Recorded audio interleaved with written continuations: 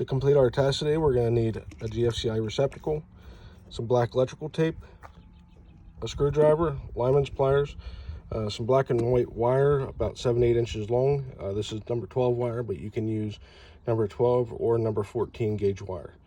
A set of wire strippers that can do 12 or 14 gauge wire. These can do 12 or 14, and they also can strip Romex. I'm going to use a screw gun just to make things a little bit faster, and you only need 2 wire nuts. They're capable of holding 3 number 12s or 3 number 14s. The first step we want to take is to verify the power's off at our receptacle before we remove it.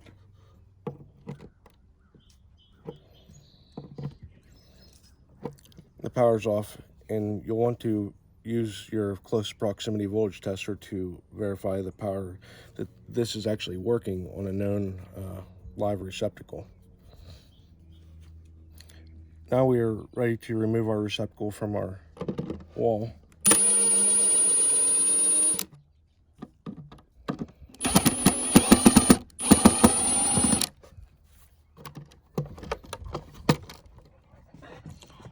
Now we're ready to remove our wire from our receptacle.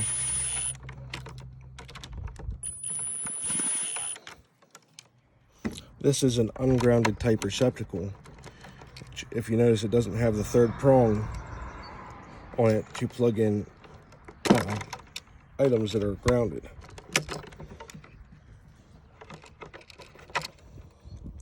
Now that I've removed the wires from the receptacle, I'm going to use my lineman's pliers to straighten the hooked end on the end of the wires.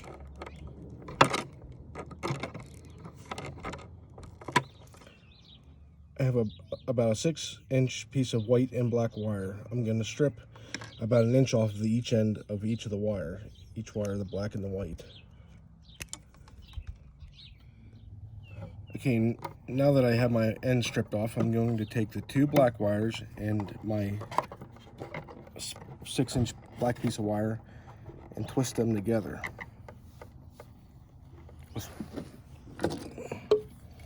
Lineman's pliers. You want to twist these in the clockwise direction so that whenever you put on the wire nut, it does not twist them, untwist them.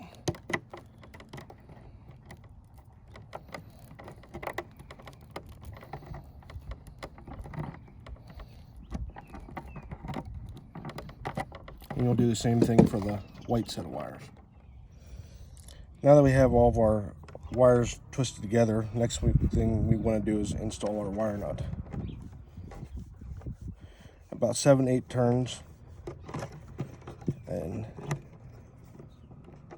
that'll be good.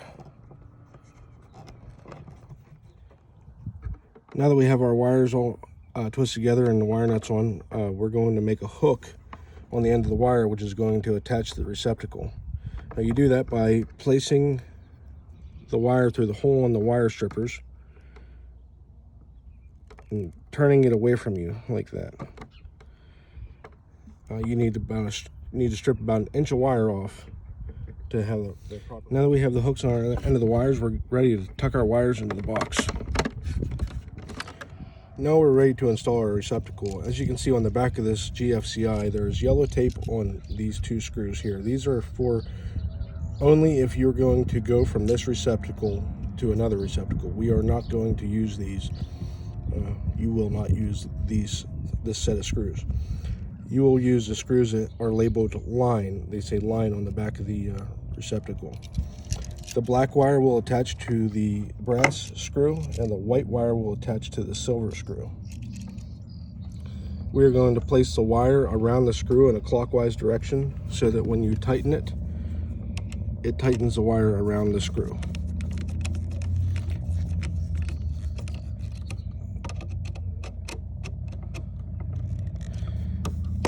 We have that tight. I will do the same thing for the silver screw. Now our wires are attached to the side of the receptacle, and you can see there is no copper sticking out past the back of the receptacle. You don't want any copper sticking out past the back of the receptacle. Now we're going to take tape and wrap it around, covering the screws that you attach your wires to. Now that we have our tape wrapped around our receptacle covering the terminal screws, we do that so that if you ever have to pull this out, nothing can come in contact with those screws while they're energized. Now we're going to tuck our wires into our box and mount the receptacle.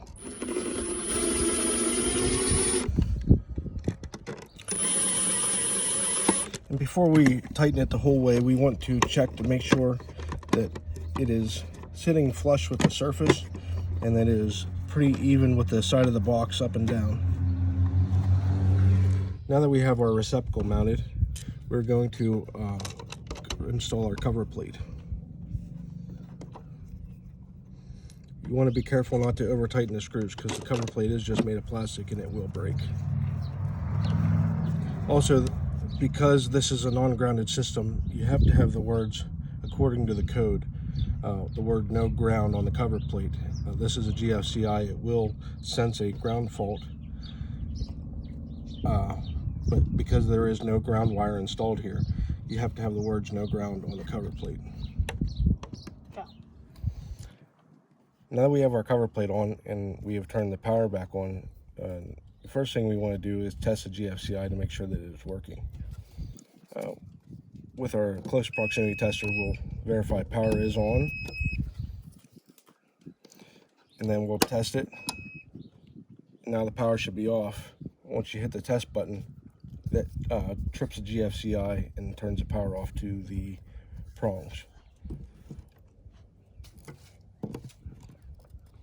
Okay, power is off. Now we'll want to reset it.